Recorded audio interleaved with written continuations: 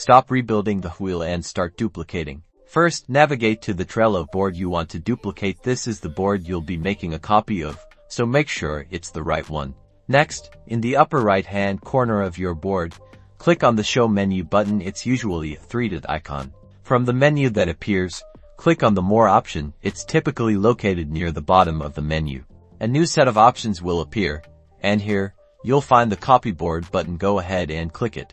Now, a pop-up window will appear asking you to name your new board. Choose a descriptive name that clearly identifies it. You'll also see options to include cards, and whether or not you want to keep team members on the new board. Choose your preferences carefully. Finally, select the team the new board should belong to, or make it private if you prefer.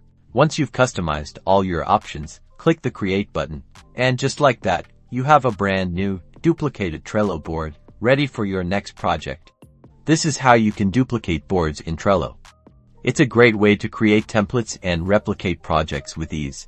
Be sure to like and subscribe for more Trello tips and productivity hacks.